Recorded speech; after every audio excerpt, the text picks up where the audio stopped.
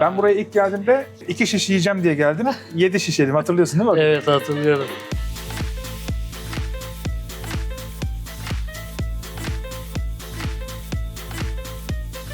Hava da bu ara çok soğuk ama etlerle beraber ısınacağız diye umuyorum. 36 yıllık bir işletme. Az buçuk bir zaman değil. Burası benim gizli saklı yerlerimden biri. Çok fazla kişi bilmez burayı. Yani bir et yiyecekseniz dinlendirilmiş olması gerekiyor. Artık bunu hep beraber kabul edelim. Hakikaten bir porsiyon değil, 2 porsiyon, 3 porsiyon yenilebilecek tarzda. Cağ kebabında benim için şu anda İstanbul'da bir numara burası. Ya o kadar yumuşak ki. Vallahi nasıl kendimi durduracağım merak ediyorum. Birkaç diş darbesiyle direkt mideye indirebileceğin tarzda. Bunu da böyle yiyeceğim.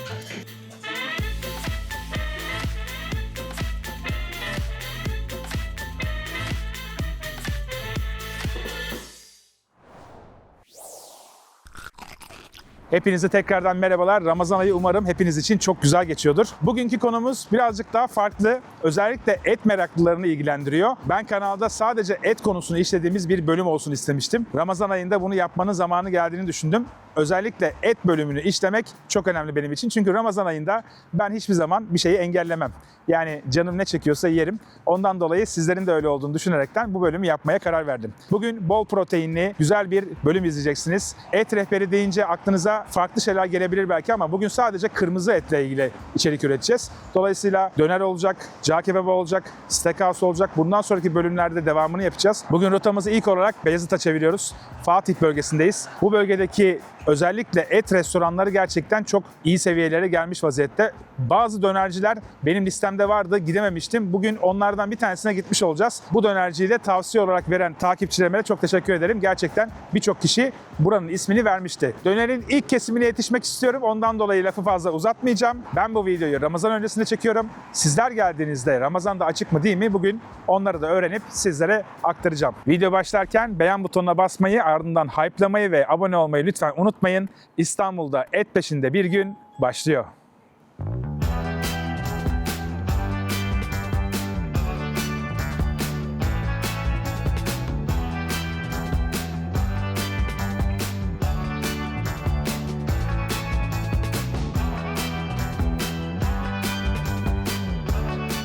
Şimdi ilk durağımıza gidiyoruz. Gedikpaşa'ya geldik. Uzun bir yokuştan çıkıyoruz. Buradaki en büyük sıkıntılardan biri zaten otopark. Geldiğiniz zaman bir kilometre yakında bir yere park edebiliyorsunuz. Hava da bu ara çok soğuk.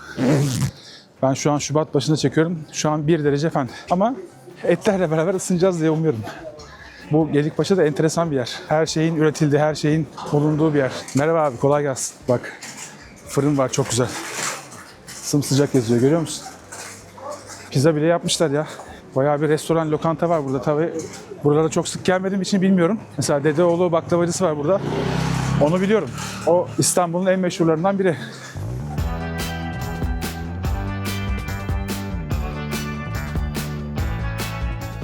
Navigasyon geride olduğunu gösteriyor. Geçmişiz. Sohbet ederken geçmişiz.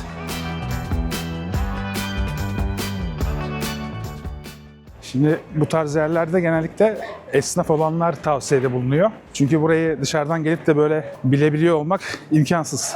Ara sokaklarda, gidilebilecek yerlerde ve çok fazla turistik olmadığı için, hep esnafın geldiği yerler olduğu için mecburen onlardan tavsiye almak gerekiyor. Ama nihayetinde biz lezzet peşindeyiz. Siz nereye tavsiye ederseniz orayı buluruz. Geldim. Dürüm büfe.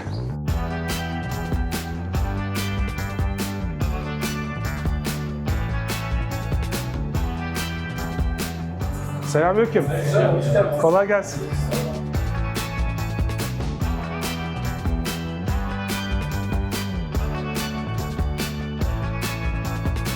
Abi yağı o kadar güzel ki. Bir de çok tuzlu değil. Tam et tadı alıyoruz. Baharat çok fazla yok. Sen mesela marinasyonda baharat var dedin az önce. Var ama kıvamında tabii ki. Hiç baharat tadı değil, et tadı alıyorsun ağırlıkla. Hani, Çok güzel. et yiyorsun. Beğendim.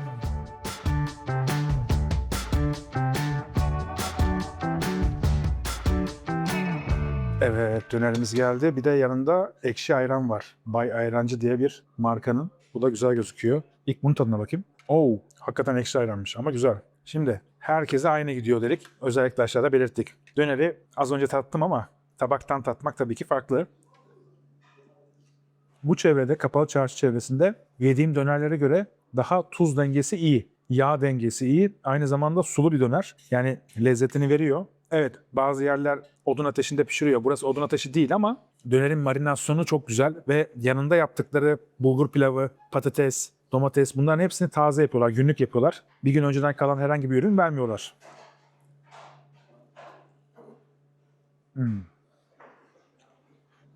Bu ekmek ben daha dükkana yeni girdiğimde gelmişti. Sarılı şekilde geldi. Dumanı üzerindeydi. Dolayısıyla taze olduğu için ve bittikçe yenisi geldiği için bence çok güzel. Taze bir ürün yiyorsunuz. Döneri yerken iyi eşlik ediyor. Ben şunu bir bitireyim, ardından bulgur pilavından alacağım. Şimdi 36 yıllık bir işletme. Az buçuk bir zaman değil. Yani döneri aynı kalitede, aynı tarzda yapmak, müşterilerin aynı olması. Bak tereyağı tadı ve karabiber tadı çok güzel geliyor. Bunu öncelikle karabiberle bir kavuruyorlar. İçinde sıvı yağ var, tereyağı var. Pişirdikten sonra yaklaşık 3,5-4 saat kadar da dinlendiriyorlar, bekletiyorlar. Bence işin püf noktası bu. Bulgurun iyice içine işliyor bence. Yağlı bir bulgur bu arada. Dönerle beraber uyumlu. Patatesi de Murat Bey sabahları geldiğinde her gün taze kesiyorlarmış. Sabah 6'da dükkana gelip açıyorlarmış. Her gün taze kesip çok güzel kızartmışlar bence. Hiç yağ çekmemiş. Bu kadar yağ çekmemiş bir patates sanayi lokantasında çok fazla görmedim. Hepsi genellikle böyle biraz yağlıydı. Bu gayet güzel. Çok güzel. Bu ekşi ayranın haricinde başka ne vardı? Acılı ayran. Anladım. Normal ayran var. Ekşili ayran var. Bir de acılı ayran var. O da güzelmiş. Beğendim. Ekşili ayranı beğendim. İlk defa içiyorum bu arada. Acılı olan da bu şekildeymiş. Bu da ilginç. Şimdi şöyle bir ekmek arası gene yapayım. Porsiyonda 100 gram var. Yağlı bir döner ama doyurucu bir döner. O yüzden bence yeterli olur diye düşünüyorum. Menüdeki fiyatından size fiyatını söyleyeyim. Çünkü dışarıda birçok yerde görmediğim bir fiyatta satılıyor. 100 gramı 440 lira. Porsiyonda bu şekilde domatesi, bulgur pilavı, patatesi ve biberiyle beraber geliyor. Ekşili ayranımız da 50 liraymış. Yani 440 artı 50, 490 lira şu ikisine vermiş oluruz. Yani normalde dışarıda bir 100 gramlık porsiyon ortalama 550-600 liralara geldi artık. Dolayısıyla bulunduğumuz lokasyon itibariyle esnafa hitap ettiğini unutmamak gerekiyor. Benim için öncelikle dönerdeki şey çok önemli. Tat çok önemliydi. Arka buttan yapıyorlar. Dana arka but. Afyon ve Balıkesir bölgesinin hayvanlarını kullanıyorlar. %20 bir yağlılık var. Onu kuzu boşluk eti ve yanına kuyruk yağı olarak ekliyorlar. Dengesini etin durumuna göre ayarlıyorlar. Yani bir tık daha fazla yağlı yapabiliyorlarmış bazen ama bence tam ayarında. Yıllardır kasapları aynı. Onlardan karkas alıyorlarmış. Burada karkas aldıkları eti de parçalayıp kendileri döner olarak hazırlıyorlar. 48 saatte marinasyon yapıyorlar. Şu anda yarınki dönerin marinasyonunda mesela bekliyor şu anda. Onu da görmüş oldum az önce. Şu ızgara biberden de alayım biraz. Dönerin tabağı da güzel, enteresan. Kendilerine özgü tabak yaptırmışlar. Bunda ısıtıyor olmaları güzel bence. Yani önünüze porsiyon geldiğinde sıcak geliyor. Normalde bu tarzda bir tabakta yemek soğur ama tabağı ısıttıkları için bence güzel formülasyon bulmuşlar. Ben buranın keyfini çıkarıyorum. Et bölümünde çok güzel şekilde et dönerle başlamış olduk. Ağırlıklı et tadı aldığım bir döner olduğu için çok memnun kaldım. Yani biraz baharat tadı gelseydi aslında uzaklaşacaktım ama bundan hakikaten bir porsiyon değil, 2 porsiyon, 3 porsiyon yenilebilecek tarzda. Yağlılığı çok yerinde. Kapalı Çarşı bölgesinde yediklerim içinde en ileriden bir tanesi diyebilirim. Fiyat lezzet olarak zaten top seviyede bence. Çünkü Kapalı Çarşı'nın içindeki dönercilerin çoğu artık böyle porsiyonları 100 gramı 600 lira, 700 liralara kadar dayandı. Dolayısıyla esnafın yemek yediği, yoldan geçip de görenlerin de geldiği ve bilenlerin de geldiği bir işletme. Bu civardaysanız mutlaka döner yemeye buraya gelebilirsiniz. Fiyatları söylemiştim zaten. Döner 440 lira. Aynı zamanda ekşi ayranımız 50 lira. Toplamda 490 lirayla bu kadar lezzetli bir yemek yiyor olduğum için çok mutluyum. Sıradaki durakta görüşürüz. Ben buradaki etimi bitiriyorum. Merak etmeyin. Bir de önemli haber, Ramazan ayında da açıklar. Gündüzleri servis veriyorlar. Onu da bilerekten gelebilirsiniz. Videoyu izlediğiniz zaman beğeni atlayın gelin.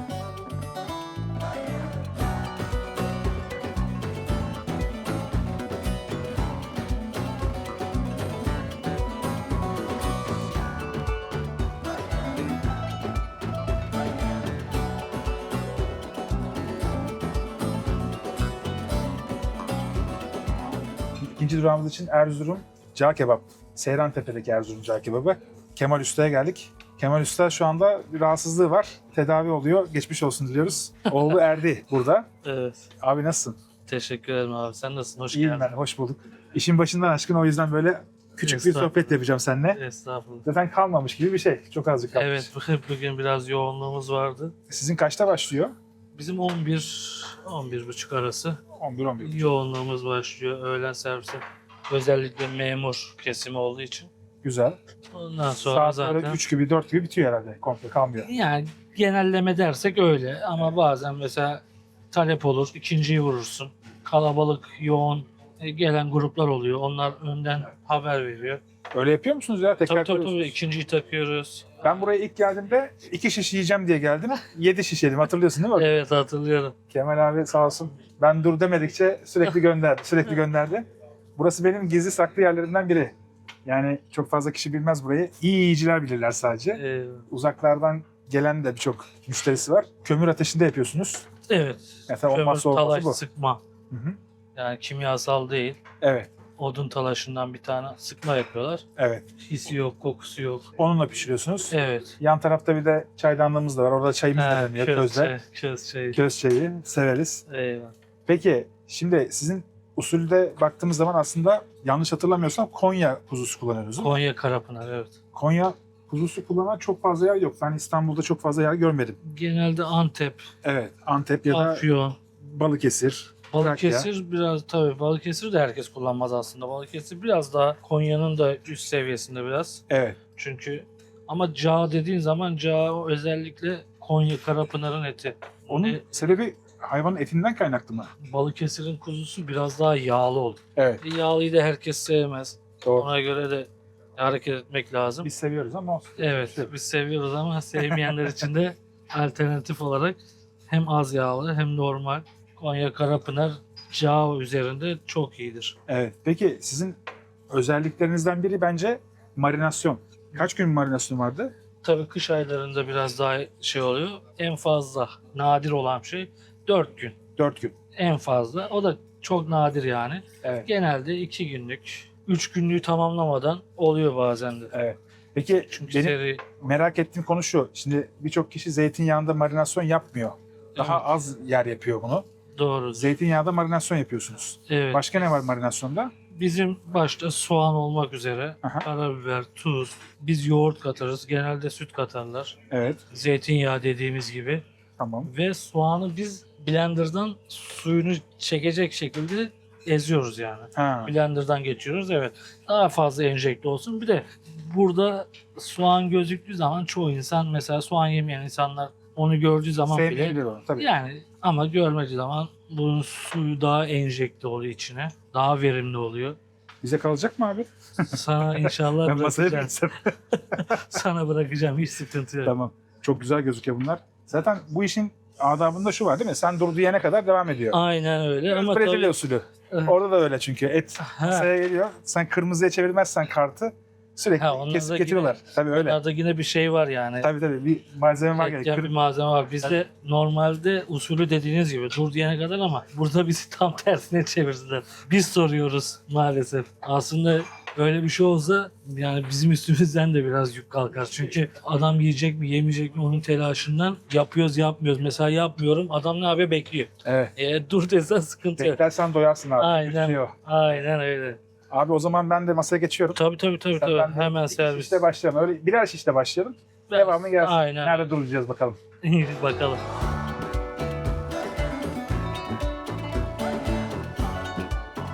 Evet, geliyor. Tatari istedim. Tatari daha az pişmiş, hatta çok azıcık pişmiş. Yanına bile ızgara biberi geliyor. Evet. Teşekkür ettim. Eyvallah. Üf. Çok güzel gözüküyor. Ben bunu buradaki ekmekle beraber yiyeceğim. Şöyle göstereyim. Abi et yiyeceksem en sadesi, en güzeli bence böyle. Cağ kebabı. Kesinlikle kendi yağıyla. Buna biraz soğan da eklemek lazım.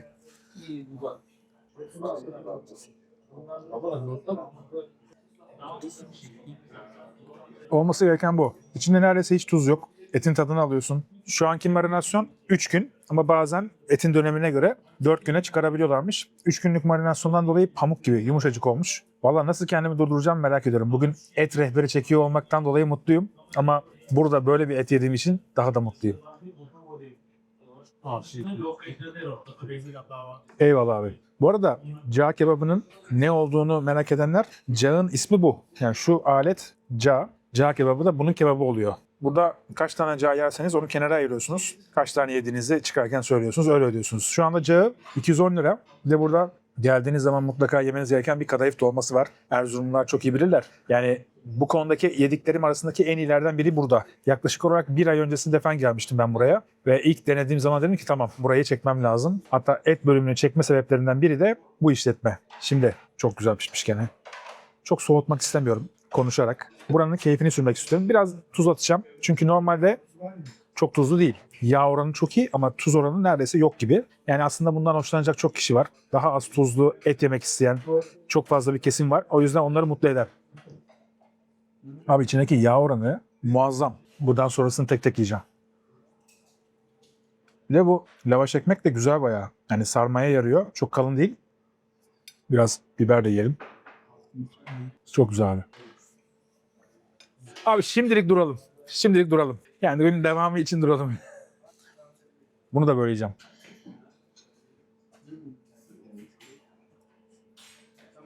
Abi o kadar sulu ki damlıyor böyle. Ramazan'da açık mısınız?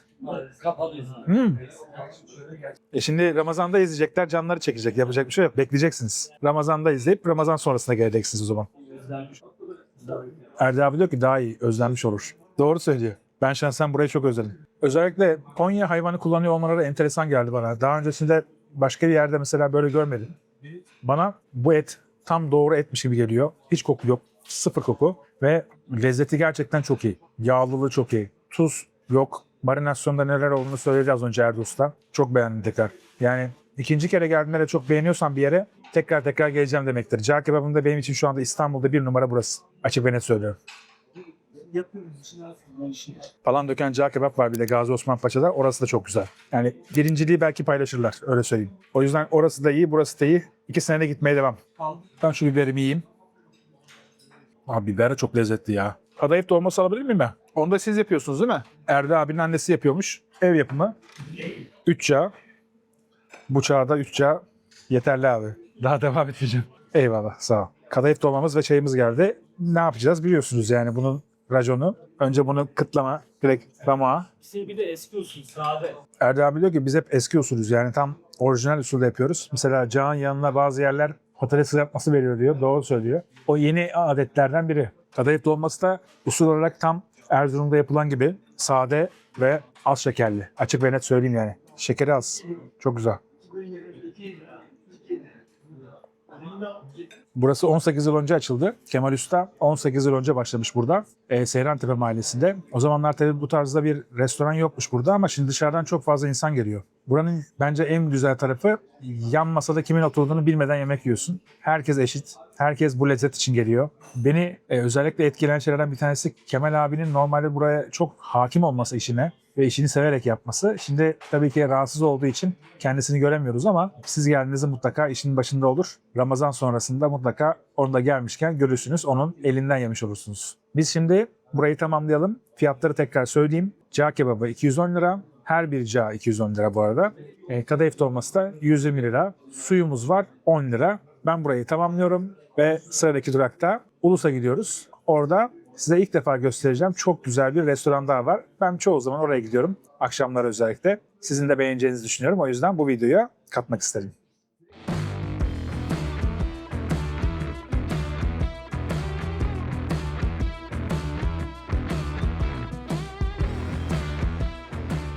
Şimdi Ulus'a geldik. Burada benim çok sevdiğim bir steakhouse'cu var. Bay Ulus Steakhouse. Bir et rehberi yaparken orayı koymamak olmazdı. Bildiğiniz gibi Etiler bölgesinde çok iyi steakhouse'cular var ama burası bence farklı. Gelin hep beraber görelim ne farkı varmış.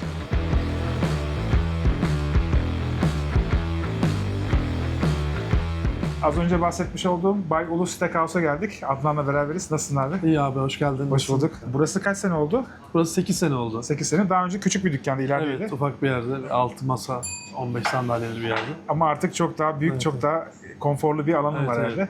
Şu an işte bahçeyle beraber 130 kişilik bir yer. O kadar oldu mu ya? Evet oldu. Vallahi 130 Aynen. kişilik bir alan. Benim burayı ilk başta akrabalarım yani Ahmetler, Evet. Yaseminler çok fazla ziyaret ediyordu. Onlar söylemişlerdi. Onlar sayesinde ben de müdavim oldum. Artık sık Evet. sık gelmeye başladım. canım et çektiğinde gittiğim yerlerden, nadir yerlerden bir tanesi diyebilirim. O Evet, yüzden evet. gerçekten tebrik ediyorum. Çok güzel yapıyorsunuz Teşekkür işinizi. ederim, sağ olasın. Birazcık şeyle ilgili sormak istiyorum. Etler nereden geliyor? Ne tarzda etler sunuyorsunuz? Yani şöyle, bizim etlerimiz çoğunluğu Balıkesir'den geliyor. Özel kendimiz seçiyoruz etlerimizi günlük olarak. Burada 28 gün dry age dolabında dinlendiriyoruz. Genellikle böyle dana eti var ama kuzu eti de var mı? Tabii kuzu da var. Ben kuzu yemiyorum. Daha çok geldiğimde hep dana tercih ediyorum ama Evet. kuzu ciğer var galiba değil mi? Yok, küşlememiz var. Tamam. Kuzu pirzolamız var. Bir de kuzu kaski, yağlı kara dediğimiz kebap. Ama var. yani buraya gelenler genellikle böyle biraz daha kemikli, Dallas tarzı, Tabii aynen. büyük etleri tercih ediyorlar Evet, değil ya mi? işte spagetti, lokum seven insanlarımız var. Ondan sonra Dallas seven var. Bütün etler tercih ediliyor. Başlangıçlarımız, ev yapımı sosisimiz var. Çok güzel, cheddarlı böyle anasonlu. Siz mi yapıyorsunuz Evet, onu? evet. Çok güzel. Biz reçetesi biz de yaptırıyoruz çünkü burada bir üretim şeyi Üretim olmadığı yeri, için. doğru. Evet. Ama Ondan- arkada sürekli bir üretimhane devam ediyor. Evet, Et evet. işlemeye devam ediyorsunuz. Tabii, tabii, Karkas mı alıyorsunuz genellikle? Karkas alıyoruz, depoda işliyoruz. Burada kullanacağımız etleri getiriyoruz buraya. Aha. İnsanlar gayet mutlu buraya gelmekten yani. 8 yıllık bir süreçte her gelen ara veriyor mesela. 1 yıl, 2 yıl yurt dışına çıkıyor, tatile gidiyor. Öğrenci misafirlerimiz oluyor. Geri geldiği Geri zaman geldiğinde abi işte teşekkür ederiz diyor. Özlüyorlar. Aynen öyle. Hep aynı lezzeti koruyorsun. Ondan sonra çok mutlu oluyor. Bu da bizi motive ediyor. çok güzel. Yani benim için önemli olan şey tabii ki lezzet Evet. ve aynı zamanda hizmet. O yüzden ben her ikisinde burada çok iyi olduğunu düşünüyorum. Yani hem yemek çok iyi hem de servis çok iyi bence. Evet. Servis konusunda da çok başarılısınız. Evet, teşekkür O yüzden ederim. tebrik ediyorum. Menü olarak nasıl bir şey yapalım? Şimdi ne yiyelim? Mutlaka bir spagettimiz olsun değil mi? Tabii spagetti Tamam, yapacağız spagetti böyle. buranın olmazsa olmazı. Her gelen mutlaka spagetti yemesi Evet, lazım. spagetti. Sonrasında Sonrasında güzel bir dry age Dallas yapabiliriz. tamam. Ne kadar Güzel. süre kurutuyorsunuz onu? Bu Bekletiyorsunuz? da 28 gün 28. burada dry age dolabında kalıyor. Çok Ondan güzel. sonra ortalama %40 fire veriyor. O içindeki bütün sinirler ölüyor. Öyle 450-500 gram porsiyon şeklinde servis yapıyoruz. Çok güzel. 450-500 gram bir porsiyon için fazla Evet, ama evet. genellikle bölüşüyor değil mi insanlar? Evet. Yani tek yiyen de Kemiğini falan da- oluyor. Sporcu hocalarımız var çok. Öyle Onlar mi? da geliyor evet. Onlar 2 tane yiyor, 3 tane yiyor. O şaka yapıyorsun. Tabii yiyen oluyor. Somonumuz var. Fırında somon yapıyoruz Tamam. misafirlere. Ondan sonra basmati pilav, haşlanmış sebze. Onlara göre bir menü yaptık. Farklı şeyler de var aslında. Mesela kumpir var sizde bir tane. Evet, Kumpir evet. patates benim en çok sevdiğim şeylerden bir tanesi burada. Evet, Aynı tereyağlı. zamanda patatesi de çok güzel. Evet, çünkü tereyağlı yapıyoruz. Tereyağlı, peynirli oluyor. Çok etin yanında çok güzel tercih ediliyor. Mantar da çok güzel burada. Evet, İstiridye mantarı. O zaman spagetti ile başlayalım. Tabii. Cipsiniz vardı, o da Tabii, gelsin. evet. Ardından dry et. Tabii. Sıralama böyle mi olacak? Hepsi bir anda gelmesin Evet, bence. ben- Sırayla gelelim. Tabii spagetti gelsin. Ondan sonra Dallas gelsin. Tamam. Ondan sonra başlangıçta salata ister misiniz? Salata isterim. Sizin şu avokado peynirli. Avokado, tulum peynirli, narlı, cevizli. Tek kişilik var mı? Evet, var tabii Tamam, ki. okey. Tek kişilik Olmazsa tane var. olmazımız o bizim lokomotifimiz. Evet. Gerçekten her geldiğimizde o masada mutlaka her tabaklara dağılıyor. Evet. Sosis Güzel yapalım mı önden ya? Sosis mi? Ya sosise girmeyelim. Bugün girmeyelim. Başka Tamam. zaman yaparız Etten da. devam edelim o zaman. Etten devam Tamam. edelim. Aynen öyle. Tamam. Teşekkür ederim abi. Rica Çok sağ olun. ederim.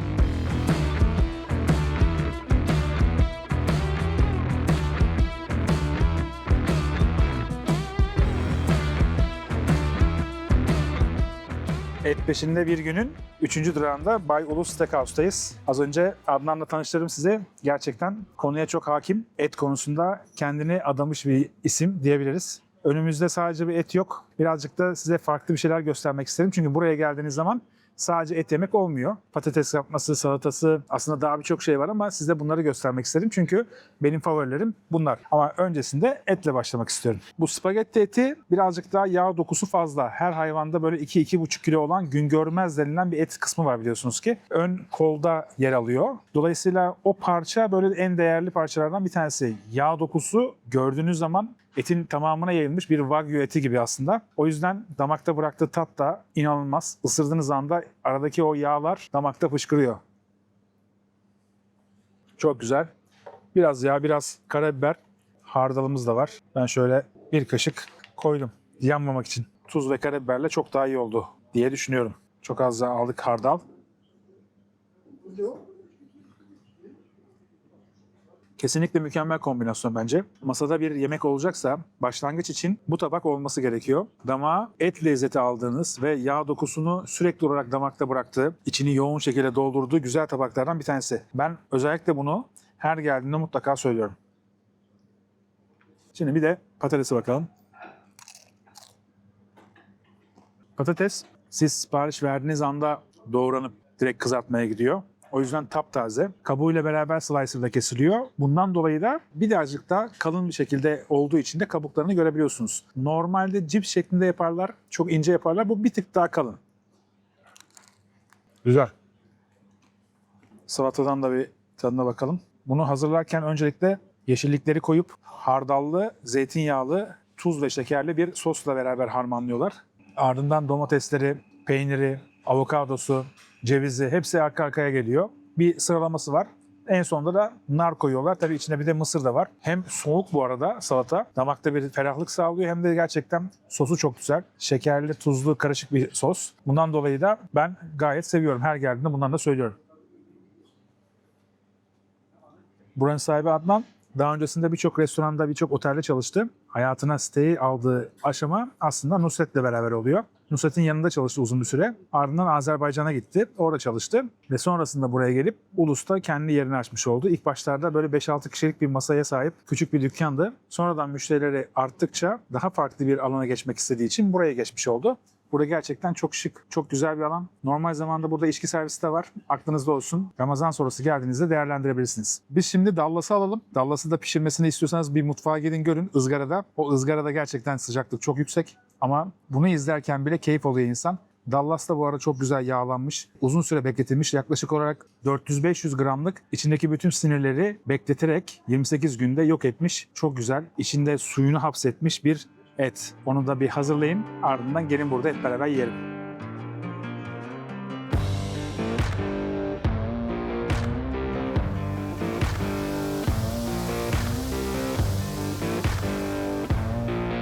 Et rehberinin en güzel, en özel tabaklarından biri geldi. Önümde bir düve steak var. Bu aslında Dallas steak olarak geçiyor. Pişimi öyle güzel oldu ki mangaldaki o köz tadı, kömür tadı etin üzerine sinmiş. Etin üzeri de yağlı gördüğünüz gibi. Izgaraya atmadan önce Adnan Usta onu böyle bir ayçiçek yağına bulayıp yapışmasın diye önce onu buluyor, ardından ızgaraya koyuyor. Ben yine bir tuz dokunuşu yapacağım. Ardından bir karabiber. Biz yine buradan bir hardal dokunuşu da yapalım kenarına. Bunu normalde masaya kesip getiriyorlar ama tek kişi olduğunda genellikle paylaşılmayacaksa yiyen kişiye bırakıyorlarmış. Ben de o yüzden bana da bırakın dedim. Ben kendim keserim. Bu şekilde suyunu da kaybetmemiş oluyor böylece. Baksana. Çok güzel. Şöyle göstereyim. Alt kısmı böyle. Zaten suyunu sürekli olarak bırakıyor, görüyorsun. İçi çok iyi pişmiş. Yani tam olması gerektiği gibi çok fazla pişmemiş. Orta pişmiş bırakılmış. Dolayısıyla dış kısmı mühürlenmiş, ardından masaya gelmiş. Etin aroması çok güzel. Yani normal diğer yediğim etler gibi değil. Bu aromanın olmasının sebebi tabii ki hayvandan kaynaklı. Düve eti tercih edilmesinin en büyük sebebi doğum yapmamış bir hayvan olması. Böylelikle etinde bir tat değişimi ya da sertleşme olmuyor. Farklı tatlar almıyorsunuz. Birazcık da hayvanın beslendiği otun tadı işliyor etlerine ki bu bayağı gördüğünüz gibi pişmeden önceki hali çok homojen şekilde yağ dokusu çok fazla olan, mermerimsi dokusu fazla olan bir et. Bıçak kullanıyorum ama bıçak kullanmaya çok gerektirecek bir durum yok aslında bakarsanız. Çok yumuşacık bir et. Ve sululuğu, lezzeti gayet yerinde olan çok güzel bir et. Kremalı ıspanak. Bu tarz etlerin yanına ben yakıştırıyorum. Bu da çok güzel pişmiş. Adeta böyle ıspanağı öldürmüşler ocakta. Tadı çok güzel. Şimdi biraz da farklı bölgelerden kesiyorum. Bunu kestikçe her yerinden su çıkıyor. Bu et bir de 400-500 gram aslında tam paylaşımlık ama yani tek başıma eğer aç gelirsem yiyebileceğim tarzda bir et. Birkaç diş darbesiyle direkt mideye indirebileceğin tarzda. Ya o kadar yumuşak ki ve pişimi o kadar güzel olmuş ki. Yağ dokusu da çok iyi olduğu için tam istediğim tarzda gerçekten. En son ne zaman geldim buraya? Herhalde bir 2 ay geçiyor. Bu eti özlemişim. Gerçekten çok iyi. Pişimi çok iyi. Etin tarzı da yani homojen şekilde yağlılığı da çok iyi. Bu sayede yerken içindeki yağ dokusunu da damakta daha fazla bırakıyor. Bir de bir etin 28 gün dry age yapılması, bütün sinirlerini kaybetmesi, sadece sululuğunu koruması bence muazzam. Yani bir et yiyecekseniz dinlendirilmiş olması gerekiyor. Artık bunu hep beraber kabul edelim. Çünkü dinlendirilmiş et gerçekten çok daha lezzetini ortaya çıkaran, etin aromasını daha fazla ortaya çıkaran ve aynı zamanda yağlılığını daha fazla ortaya çıkartabildiğiniz, onu damakta hissedebildiğiniz bir yapıya sahip oluyor. Buranın sevdiğim tarafı şu, sakin bir yer. Ulus'ta hani böyle bir steakhouse olacağını çok fazla insan aklına getiremiyor ama Etiler'e yakınız, Akmerkez'e yakınız, Ortaköy'e yakınız. Yani bu civarda oturanlar için tam ortak nokta aslında. Hatta bakarsanız Zincirlikuyu'ya da yakınız şu anda. Arka taraftan bir yol var buraya direkt gelebileceğiniz. Arnavutköy'e yakınız. Yani aklınıza bir yerde bir et yemek geldi. Direkt atlayıp gelebilirsiniz buraya. Bence çok ideal. Birazcık parkla ilgili sıkıntı var ama ara sokağa girdiğiniz zaman büyük bir otopark var. Orada bırakabilirsiniz arabanızı. Ben her geldiğimde buradan çok memnun ayrılıyorum. O yüzden sizlerle burayı da paylaşmak istedim. Eğer bir et videosu yapıyorsak steakhouse olmazsa olmazdı. Daha öncesinde gitmiş olduğumuz bazı steakhouse'lar var. Onların üzerine birkaç tane ocakbaşı, birkaç tane pirzolacı, bunların hepsini zamanla sizlere göstermiş olacağım. Bundan sonraki videolarda da. Biz şimdi etimizi bitirelim. Ardından bir de size tatlı göstereyim bari. Çünkü az önce kadayıf dolması yedik ama burada da buranın imza tatlılarından bir tanesi var. Kabak özellikle. Çok güzel bir tatlı. Onu da göstereyim. Ardından kapanışı yaparız. Fiyatları da o zaman söylemiş olurum. Adisyonumuz geldi. Cips patates 350 lira. Spagetti orta pişmiş 1500 lira. Aşağı yukarı 200-250 gram civarında geliyor. Tulum peyniri salatamız 420 lira. Şu an önümdeki Nirvana tatlısı 400 lira. Dallas steak orta pişmiş 2500 lira. O da yaklaşık olarak yarım kiloluk bir et olduğunu ve 28 gün dinlendirildiğini özellikle belirtelim. Şimdi Nirvana tatlısıyla baş başayız. Bu benim çok sevdiğim tatlılardan bir tanesi. Altında bir kabak var. Kabağı tıraşlıyorlar. Üzerine dondurma, tekrardan kabak, ceviz ve tahinle beraber ortaya bu şekilde güzel bir tatlı çıkıyor. Yerken dilim dilim bu şekilde geliyor. Ben çok seviyorum. Gerçekten çok güzel bir tatlı. Bir de kabağı soğutuyorlar. Bundan dolayı da damakta ekstra böyle soğuk bir tat verdiği için daha lezzetli geliyor. Bir de bunun şekerini çok güzel ayarlamışlar. Benim buradaki en sevdiğim lezzetlerden bir tanesi. Bugün güzel bir video oldu. Et dolu bir video oldu. Eminim hem Ramazan'da hem de Ramazan sonrasında bu mekanları değerlendireceksinizdir. Bir tek Cağ Kebapçı Ramazan boyunca kapalı. Onun haricindeki işletmeler Ramazan boyunca da açık. Ama Mart ayında Ramazan bitiminde tekrardan bütün işletmelere gidebileceksiniz. Bu et videosunun devamı gelecek. Dolayısıyla sizlerin bana tavsiyeleri çok önemli. İster kebapçı, ister ocakbaşı, ister pirzolacı, isterseniz de steakhouse olsun, cağ kebapçı, dönerci, köfteci ne geliyorsa aklınıza hepsini tavsiyede bulunabilirsiniz. Sadece protein dolu, et dolu bir video yapmak gerçekten çok güzel oluyor bence. Özellikle bu videoyu yaptım ve sizlerle paylaştığım için de çok mutluyum. Umarım videoyu beğenmişsinizdir. Eğer beğendiyseniz beğen butonuna basmayı lütfen unutmayın. Instagram hesaplarımız aşağıda. Eğer takip ederseniz oradan da çok farklı şeyler paylaşıyoruz. YouTube'da henüz bizi takip etmiyorsanız abone ol butonuna basabilirsiniz. Bundan sonraki videolardan da haberdar olabilirsiniz. Önümüzdeki hafta Perşembe yeni bir video ile karşınızda olacağım. Şimdilik hoşça kalın. Görüşürüz. Ben bunun tadını çıkaracağım.